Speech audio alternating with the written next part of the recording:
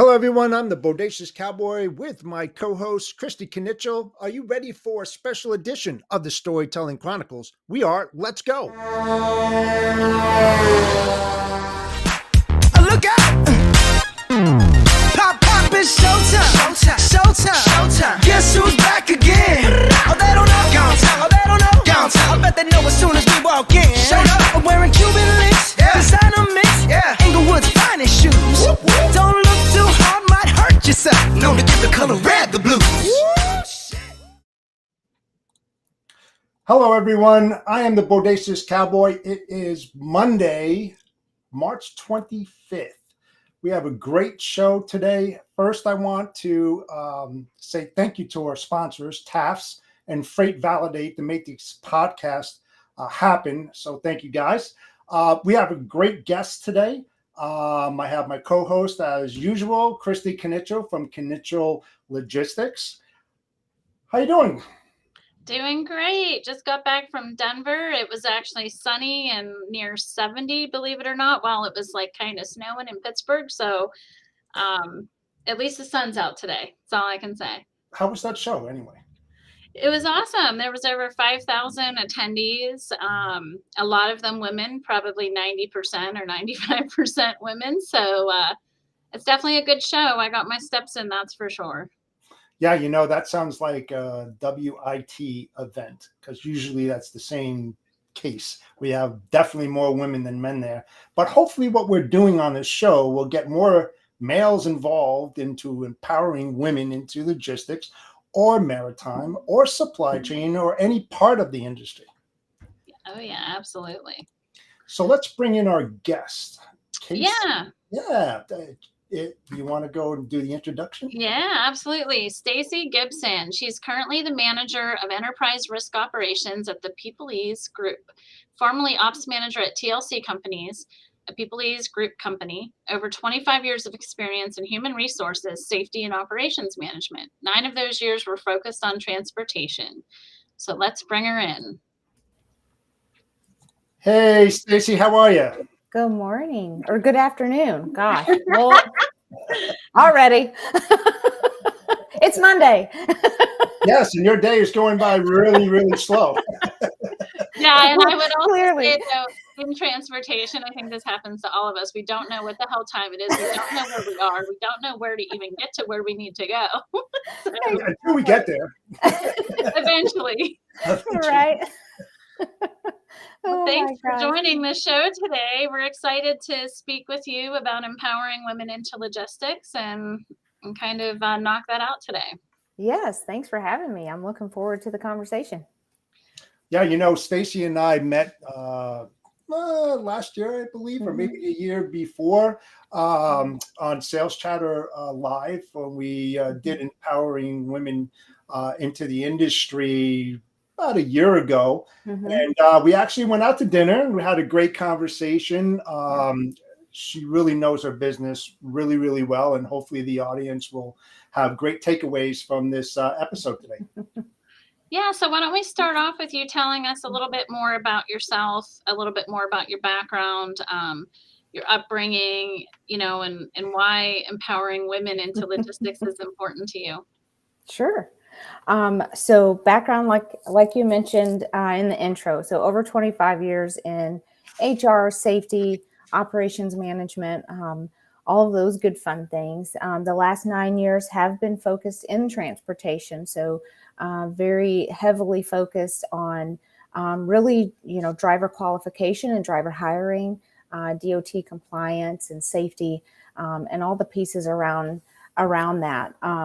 Driver health and wellness has always also been a big focus for me, and something that, also try to, have conversations with my clients about, and, as well as any carrier out there, have actually had conversations with drivers as well and tried to support them on some of their health journeys, because if they're not healthy, they're not getting, their physicals passed, and that doesn't do any of us any good, right? So we have to really make sure that the men and women out there are staying healthy, because that's also, promotes safety as well.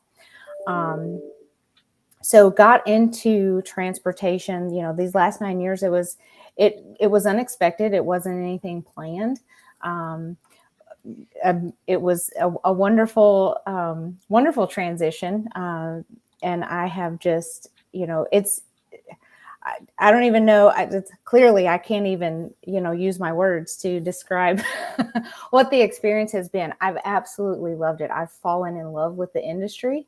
And, it's kind of now been I feel like my life's work to tell anybody and everybody about it, to build the interest in the industry. Right.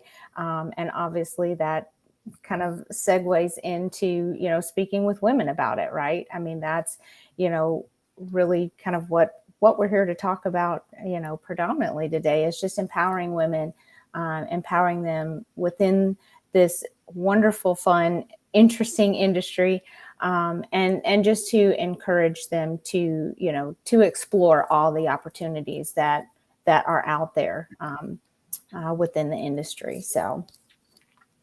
Yeah, and I know you're a huge advocate for women in trucking, and we talked about that much.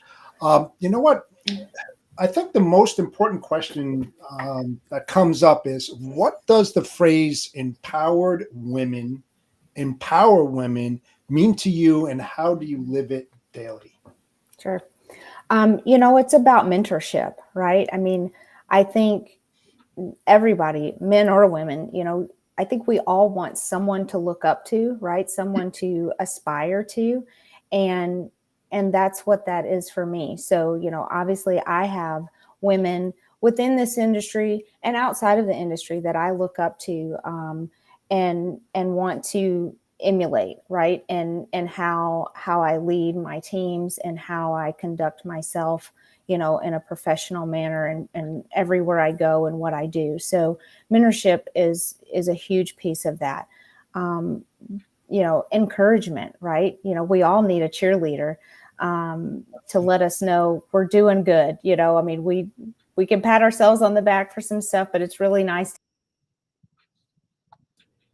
hear from someone else too, right? I mean, if someone that I really admired or looked up to happened to say, hey, you did a really great job on that, or I saw this thing and saw that you did it and it was great, or any kind of comment like that. I mean, that just makes you want to go out and do more of that, right? And so encouragement from your peers, and then just having a sounding board, right? I mean, I can't speak for men, but for women, we like to have that sounding board. We like to have that person we can go to just either vent or, run something by, or, say, does this sound crazy? Or, I really want to try this thing, is that crazy? Is that nuts? Do you think that's a possibility? So, just being that person for someone. You mentioned women in trucking, Jeff. Yes, I'm a huge supporter of that organization. I think they do a fabulous job of promoting women in the industry, and really educating, everyone of, just the benefit of having more women in your company, especially on the transportation side. So for me, that's what it means. And I try to, live that every day. I think it was last year. I'm like you, Jeff, gosh, time flies, right? It's like, was that last year? Was that year before? But I kind of went into the year, with, it wasn't, a New Year's resolution, but just something that I said, you know what? And I talk the talk, right? Let me walk the walk, because I don't know that I am, maybe I am and just don't realize it. But part of that was supporting women in joining women in trucking, right? So, you helped me with that. You jumped on board with that, Ryan, and, everybody, several other people joined us in that, right? And so we were giving away women in trucking memberships, and it was so fun. We had so much fun doing that, and it was so great to be able to help some women out who, for whatever reason, either they they couldn't afford it, or, you know, it was one of those like, oh, I keep meaning to. So we just kind of took away any excuse or barrier for them to be able to join and said, here you go, you know, and, you know, use it for everything that it's worth. Right. So, Absolutely. I like that that. was, that was fun. Yeah, So well, you mentioned about, you know, mentorship and women that you look up to. Can you name a couple women that you look up to that maybe have come along the way, and maybe some other women that you'd like to reach out to that maybe you haven't talked to before? Sure. I mean, I have obviously just, you know, women locally. Are we good on internet? I feel like I saw a little crackling. Yeah, there is a little bit on your end, but that's all right. Keep yeah, going. we're good. We're good. Okay. It wasn't me. So it was right. So certainly have some local women that I look up to. I've just recently, well, I say recently, it's been a couple of years now, but moved back home to Tennessee, and so have joined a local women's group here. And what they do is really support local nonprofit organizations in the community. And so, you know, I've attended several meetings now and really have gotten to know some of these women. So, you know, I've just been enthralled with the work that they've done and what they're doing now, and am so excited to be a part of it moving forward. Some women in the industry that I look up to, I mean, Shelly Simpson is a freaking rock star. And for anybody that's watching, or Kristy, I don't know if you were at the Women in Trucking Convention last year. I was not, but I know who she is. I have talked to her. We do plan on having her on our show. So I'm in an intermodal business, and that's what she does. So we share that same niche.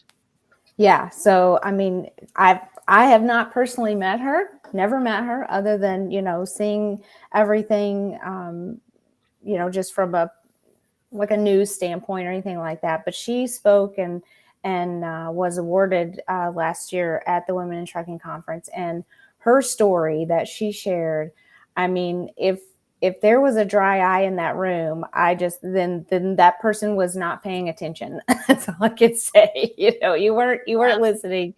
But how inspiring to hear her story and how she's moved up within that company. And, you know, the encouragement of the company and the leadership in that company, you know, and how that move happened is just, it's just amazing to listen to, and extremely inspiring. So, you know, so many women, you know, Ellen Voya, who started Women in Trucking. I mean, my Lord. Right. You know, it's like, I've known Ellen for a long time too, and she helped me out early in my career. And honestly, like, to watch what she has built too, because I was there from the very beginning of that happening to where she's at today. And yeah, I mean, I agree with you 100%. Those are two very powerful women in our industry. Yeah, and don't forget Shelley Walker, counterpart in Canada to Ellen Voy. Yeah, absolutely. She's a powerful woman as well. Yeah. And, I've spoken to her a couple of times. And, yeah, I mean, those are the type of people that are definitely helping to move the peanut forward, sort of speaking. Get more women involved, and of course, we need to get more males involved as well, right?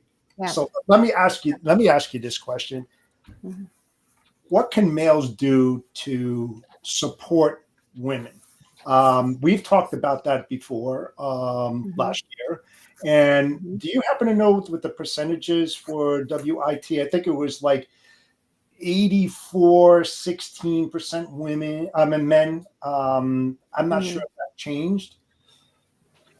Yeah, I'd have to look at any news. I know they post new stats a couple of times a year, but yeah, as far as women in the industry, I think it's still around 13%. Kristy, I don't know if you've seen anything different, but I think the last statistics that they provided was 13%. So yeah, we'd certainly like to see that grow, right? So hey, I just renewed my membership I'm there. Good.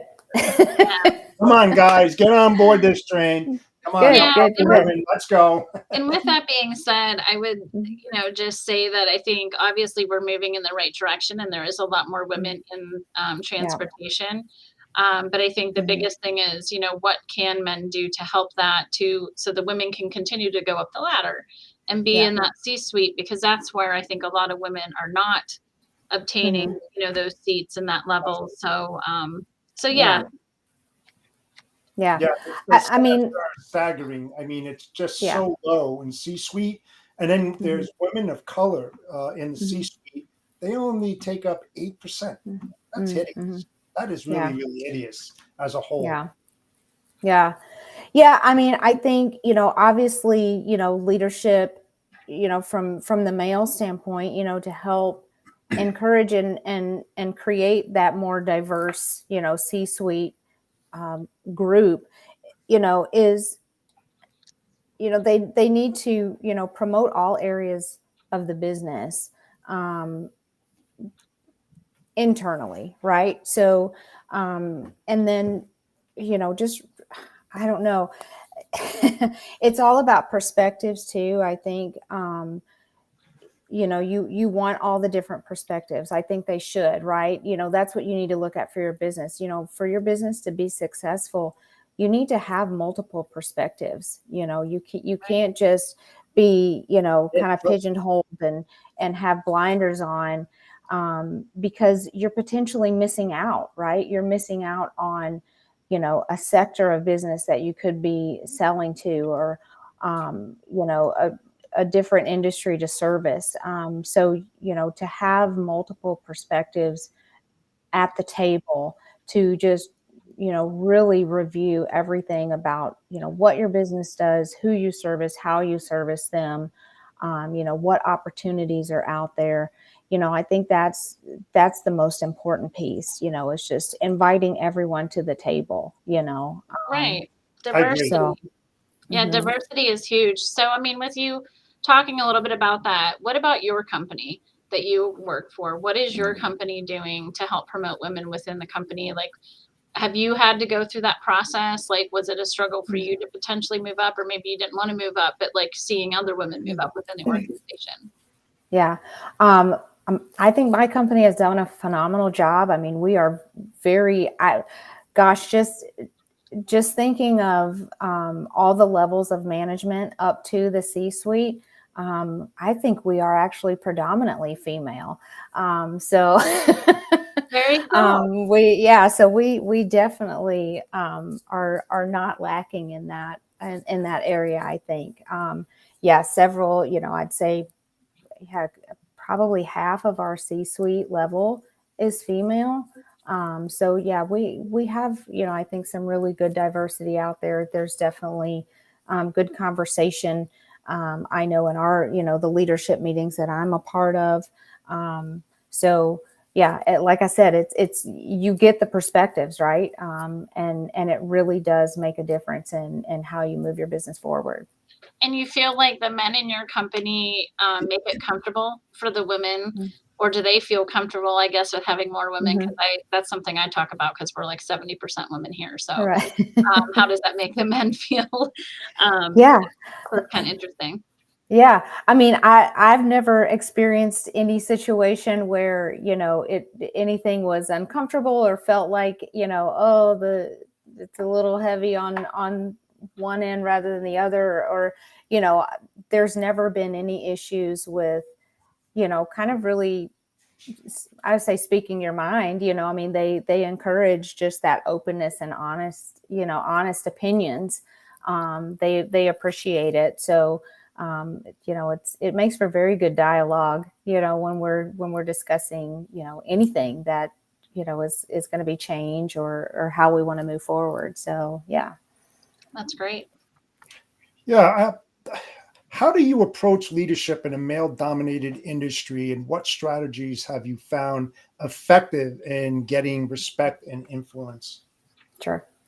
One of the first things, and I feel like so many of us struggle with it, I'll have to say, for myself, it's never been too much of a struggle, but, just having self-confidence, right? You have to have the confidence in yourself to, walk into that meeting, knowing what you know and being confident in what you know, right? Knowing what you bring to the table, and just having a little bit of a fearlessness about yourself, right? But then also, on the one side, being confident in your knowledge, but then also not having, that too big of the ego that everything either, right? Go in with, wanting to not be the smartest person in the room. I've said that for years and years, and I don't know if anyone else has ever coined it before me, but I've always said, if you're the smartest person in the room, you're in the wrong room. Wrong room. Yep. Yeah, you don't want to be that elephant by any means. Have you ever had any pushback? Have you ever any pushback at all? Yes, but I don't necessarily feel that it's because of my gender, right? I think maybe, it was just, pushback because of difference of opinions and things or different perspectives, right? And so, you kind of have to, fight for your side, right? And what you're believing in for whatever that thing is. So, but I think it's been healthy pushback. I've never been offended by it or anything. It's never been, presented to me in a way that, I felt like I was being questioned or my so it's more of, can we agree to disagree kind of deal? It's sometimes it ends up being that. Yeah. Interesting. Yeah. Yeah. Have you known anybody that you've talked to that had a different perspective as far as what happened to them when they were in a meeting and what happened, and did you ever discuss with you or anything like that? As far as like another female counterpart? Yeah, pushback, like nasty pushback. Yeah. I've certainly heard some horror stories from some other women, not within my company, but, within other companies that, have come to me again. We go back to that mentorship part to say, hey, I just had to give this presentation, or I was in this meeting with this thing, and it, kind of the other people came back at me really harshly, and this is what they said or how it was handled or anything like that. So, certainly walked through some of those scenarios with people and given, kind of my own opinion and any guidance, that I could give, based on whether, was an HR perspective or just a female perspective, or again, depending on, what industry that person is, if it was industry knowledge, like, oh, well, did you, do you know this? Did you say this or, present this back or anything like that? So yeah, there's definitely some horror stories out there, unfortunately, of that.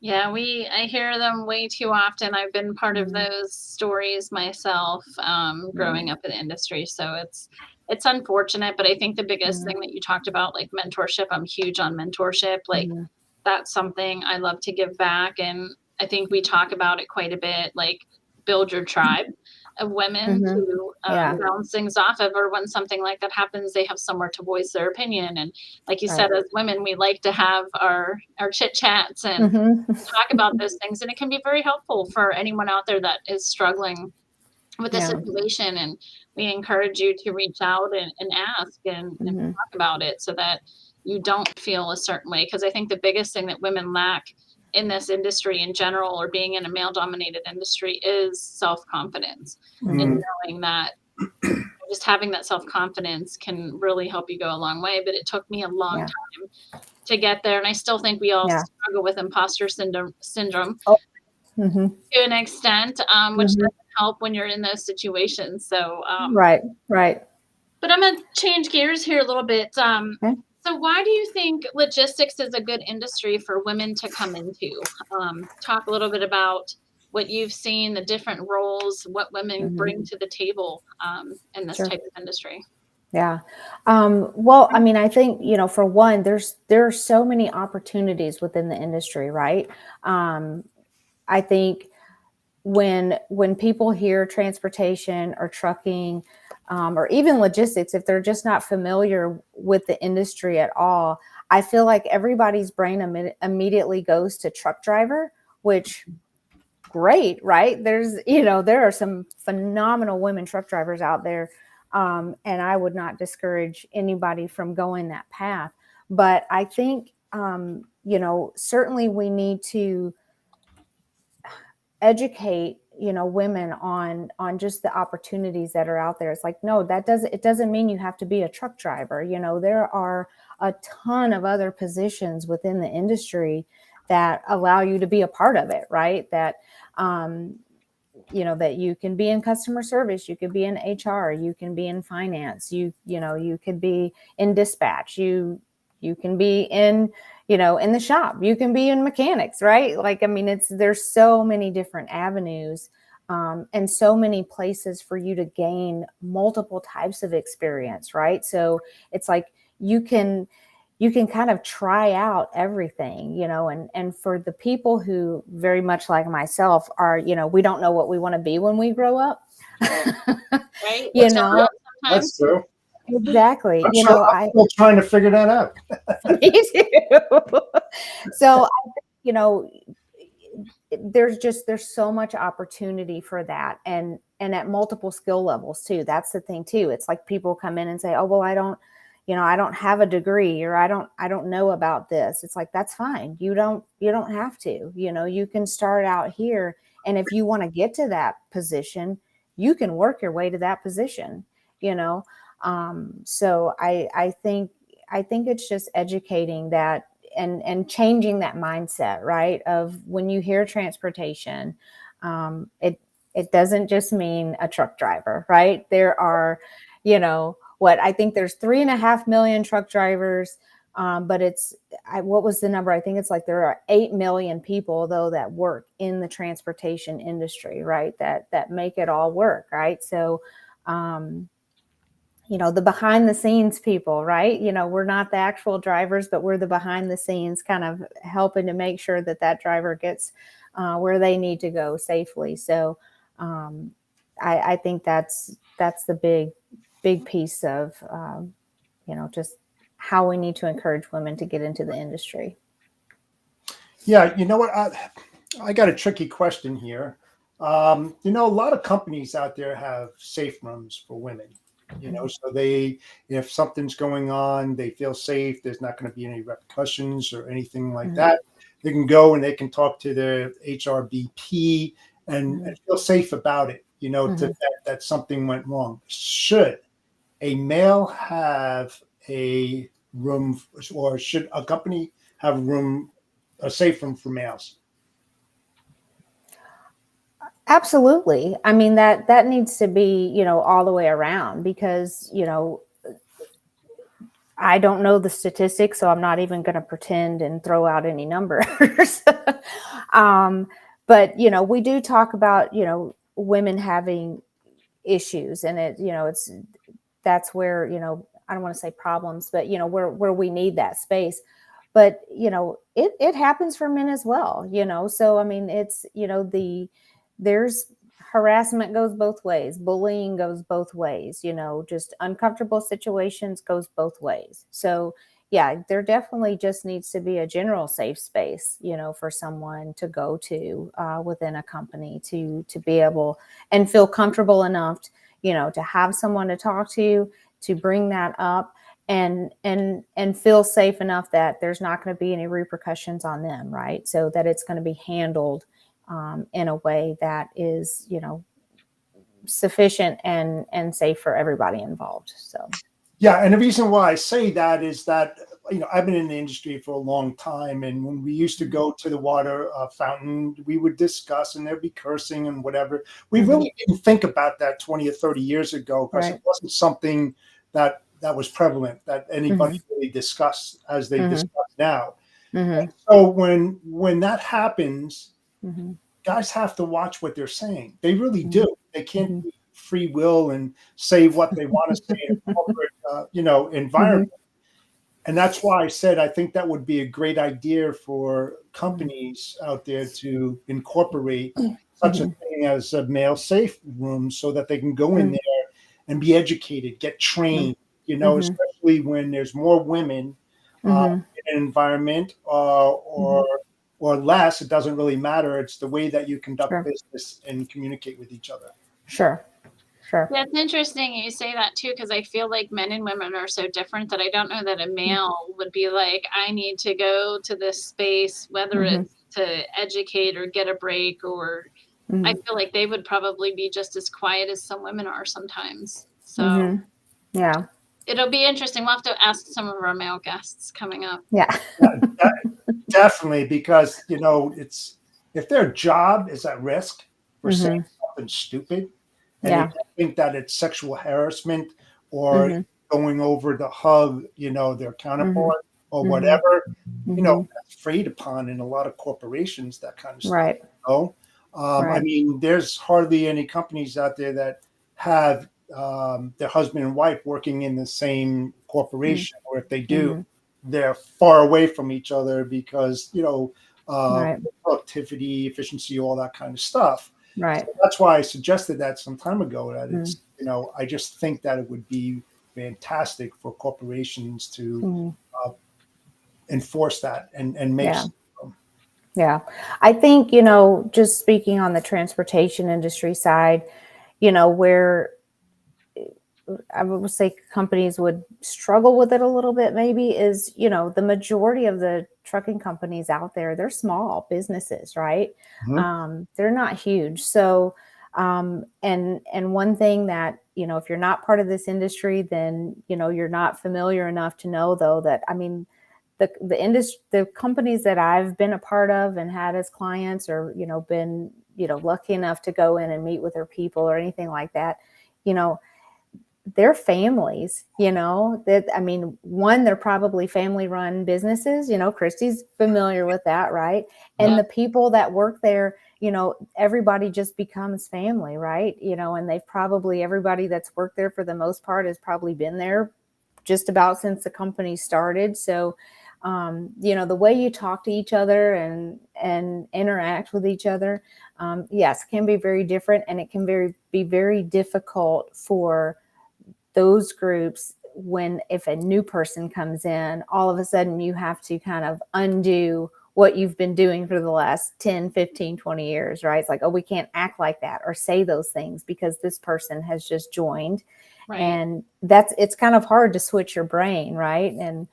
And so, and just to talk about that a little bit more too, because of my family business and my dad, again, having that family atmosphere, but then my dad was the biggest HR nightmare that you could have. The stuff that would come out of his mouth, it's like, you don't do that.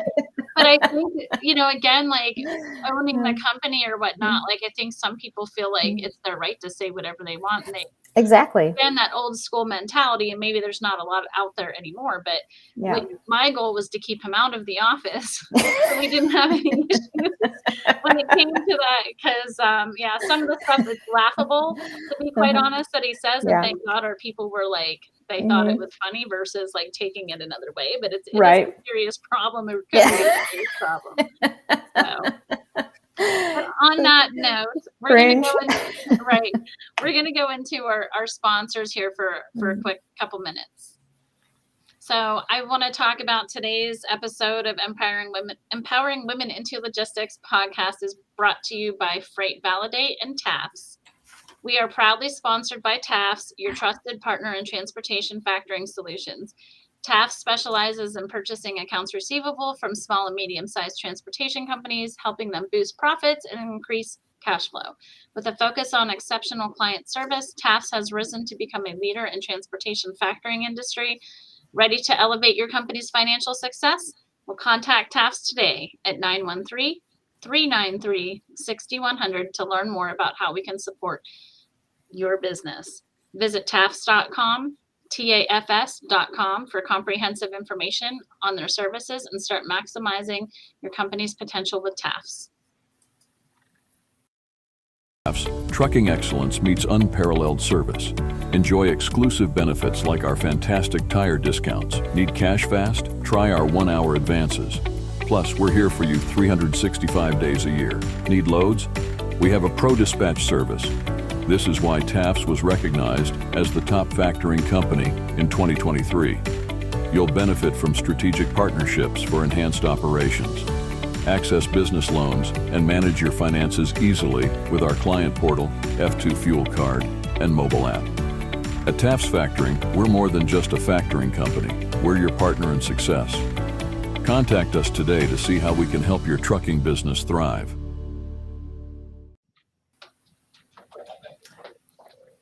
Today's episode is also brought to you by Freight Validate, the ultimate identity and compliance verification system for the logistics industry. Freight Validate empowers shippers, brokers, carriers, and more to ensure compliance with regulations and mitigate fraud risk. With Freight Validate, you can easily verify entities' compliance status and identify potential threats within minutes. Don't risk your business with unverified carriers or brokers. Choose Freight Validate for a peace of mind. Learn more at freightvalidate.com and start your verification process today.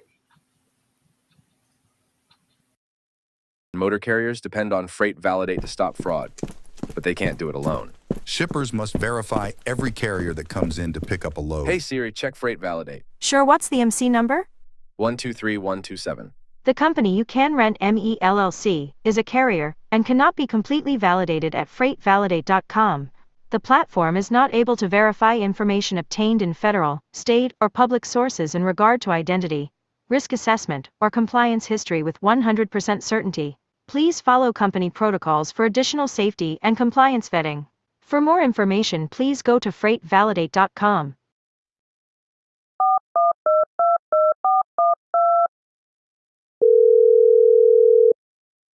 Fly-by-night freight brokers, how can I help you? Mr. Broker, why did you send me this carrier? They are not validated on Freight Validate. Please do not send me any carrier that is not validated on Freight Validate. If you are not using Freight Validate, I suggest you start. I'm sorry, we cannot load you. Your company does not meet our compliance standards. Please call your dispatcher for more information. Fraud starts with fraud. It ends with Freight Validate.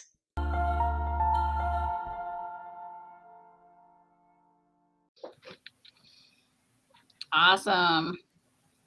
We're back. Awesome. Well, let's get into something a little bit different. Let's see here. Can you talk a little bit about what qualities make a great female leader? You've had, 25 years in the industry. Obviously, you've probably learned, you've learned a lot along the way. So what type of skills do you feel, are good with a female leader? Sure. I think having empathy, any leader, right? Having empathy is kind of first and foremost, regardless of male or female. You want someone who shows just as much respect as they are given with the company, someone who kind of is worthy of the respect, right? Someone who's engaging, not someone who just is kind of holed up in their office all day and you just don't really know, what's going on with them, or they don't come out to really kind of check on the business overall and touch base with people. So, you want a leader that's engaging, somebody who kind of gets in the trenches too. You can't be afraid to roll your sleeves up, right? And get in there and do the dirty work right next to, all of your people. Sometimes that's what has to be done. That brings me back to just the respect piece, right? If I'm struggling with something, I don't want someone to just say, okay, well, good luck figuring it out. Right. Let me know how that goes. You want someone, you want someone who, will kind of get in there and say, well, let's figure it out. Let's see how it goes. You want, and then to have that cheerleader, right? You want to cheer your people on and let them know, hey, you're doing a great job. Let's keep it going. Let's keep that momentum going. so, to me, those are kind of the key pieces of being a great leader in general. One of the scenarios that I've brought up before in some other conversations is, somebody who kind of like your parent, when you're learning to ride your bike without training wheels, you want, I think, a leader. The parent doesn't run in front of the kid, right? You don't run in front of the kid and be like, come on. You kind of, I do sometimes. Because we're like, faster, right? Right. But you're usually behind them, right? Kind of guiding them, but not pushing them along the way, but giving that guidance. And then once they kind of get it, you just kind of let them go and watch. And then that cheerleader comes in once, because they don't even realize they're doing it, right? And so, to me, that's what makes a great leader. Yeah, I mean, I couldn't agree more. I mean, I think the biggest piece is empathy that a lot of leaders don't have, unfortunately. And you talk about it enough that you hope that people do pick up on it, that maybe don't have the empathy or why it's so important.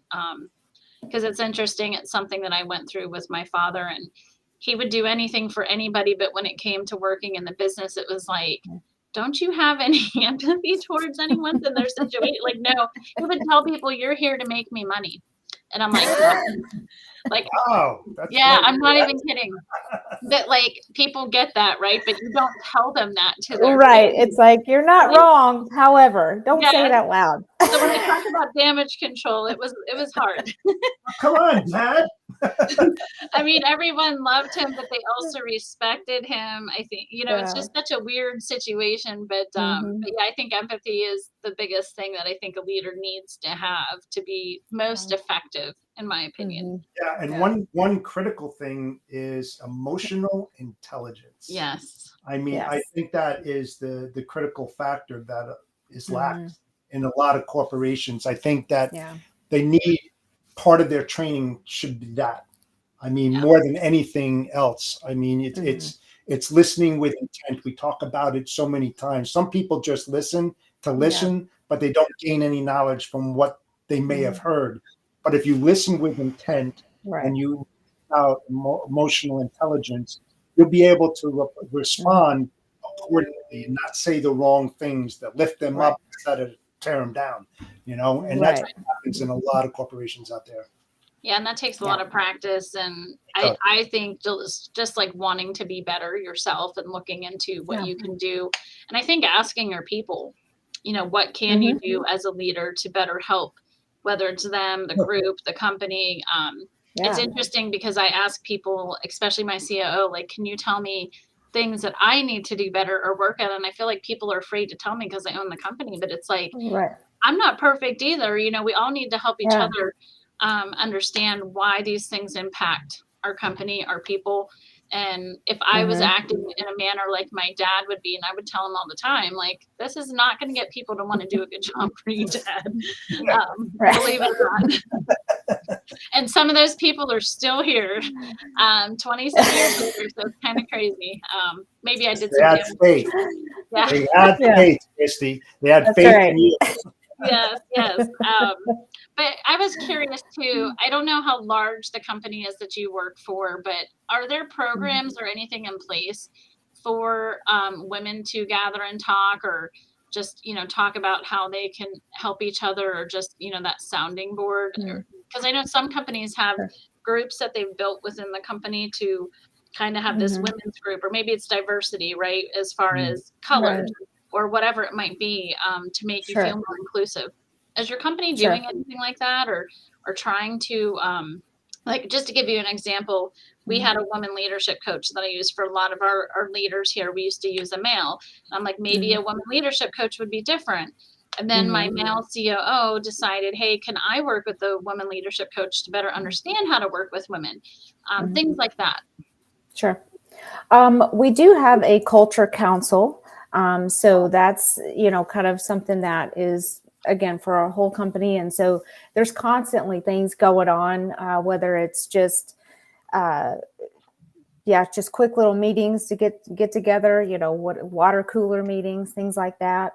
And just different activities, for just engagement with everyone, because for the most part, our company, as so many companies are now, everybody's remote for the most part, right? So, we don't pass each other in the hallway. We don't get to pop into each other's office to have those quick conversations. So they've done a really good job of putting together that, like I said, that culture council, and just making sure that, there are just little meetings and events like that to allow for that, for the company. And then for the most part too, I mean, everybody in the company, even up to our CEO, has, again, even though we're remote, kind of an open door policy, right? So, so if I need to reach out to our CEO, I can pop a message over on Teams to just say, hey, I was wondering about this, and it's not frowned upon, or it's not like, oh, you have to go through my secretary first or schedule a meeting. It's, everything's, very fluid. So, so we do have that in place, and just the overall encouragement of being a part of Women in Trucking, or any kind of, female organization, or anything that supports that or encourages that. I mean, we certainly, it's encouraged, for us to be a part of those things. No, that's awesome. Since you mentioned that the company is completely remote, do you ever get together as a group, like in person? Like, how does that work? Because I'm sure everyone's across the country potentially. Yeah. Yep. So we do have an annual meeting where, the good majority of us all get together, kind of our own little company conference, right? And that happens in the fall. And then, depending on where everybody is located, we may or may not be close enough, some of us. So, we get together, or I will go visit, what was, my office. Again, I used to be operations manager for what was our personnel operations. And so I would go up to that office, all the time to visit with all of the people, and just check in on everything and everyone. So there's definitely opportunity for us to connect, and a lot of us too, maybe we connect at conferences. I'll be going to a risk management conference in April that our director of claims is going to be at. So I'll get to, interact with her. So we have those opportunities as well. Well, that's good to hear. I would imagine. So we're hybrid here, where we're in the office 3 days a week, out 2 days, but the other 2 days, some people come in the office.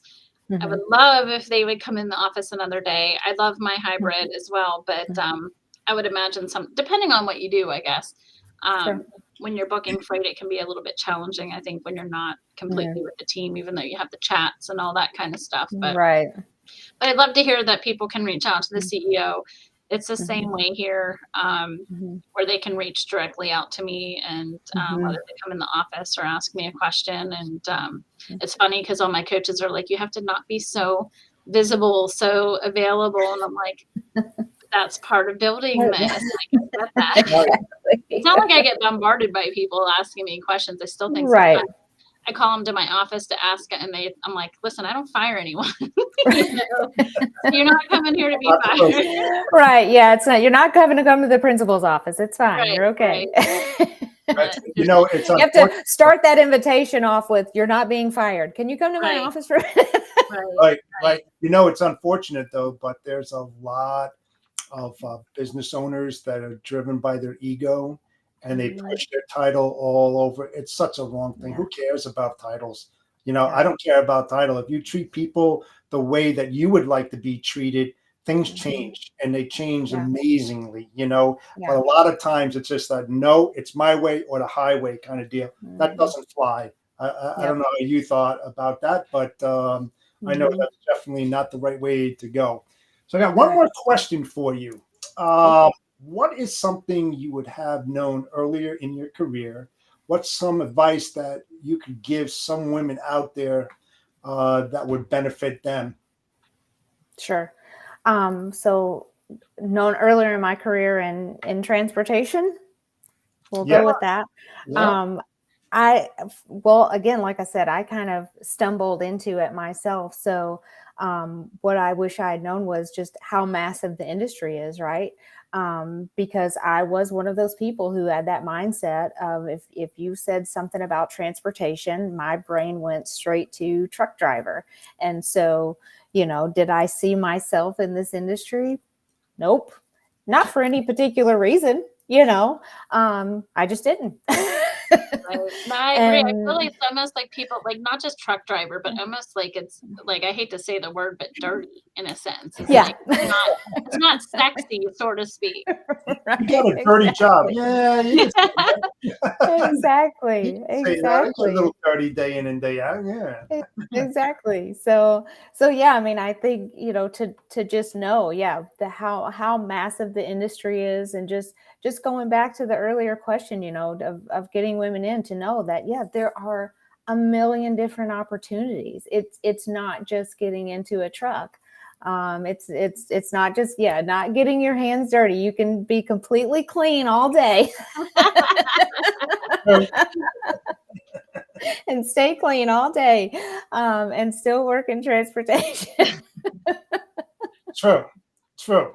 Unless you're driving a forklift or stocking shelves, then you get the calluses and you know what kind of job you have. I shake Exactly. someone's hand. But you can still do that job if you want to be dirty. That's right. That's right. Exactly. That's it. Well, Stacey, thank you so much for joining us today. How would people get in contact with you? You can find me on LinkedIn. That's probably the best way. All of my contact information is there. If you want to chat about anything trucking, or are interested in hearing more about what my company does, certainly shoot an email to me at sgibson@tlccompanies.com. But would love to connect with anyone on LinkedIn. And do you have any events that you're going to be going at in the very near future? Like I said, so far, I'll be at a risk management conference in Indianapolis in April.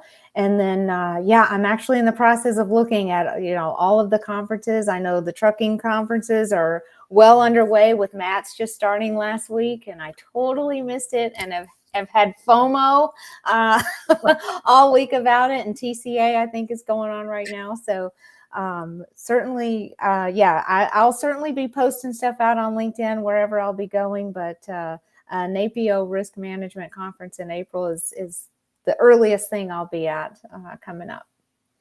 Awesome. Awesome. So thank you so much for joining Kristy and myself today. I thought we had a very engaging conversation, and I really appreciate it. Thank you. Yes, I enjoyed it very much. Yeah, Thanks for it was having great me. to hear your story and talk about your perspective, and you had some great advice for all of our listeners. So thank you for sharing. Thanks. So, folks, you can join Kristy and myself on the Storytelling Chronicles, Empowering Women into Logistics, every Monday at 2:30 p.m. Eastern Standard Time. We are live on Facebook, LinkedIn, and YouTube. Until next week, we'll see you then. Enjoy the rest of your week. Thank you so much. Bye.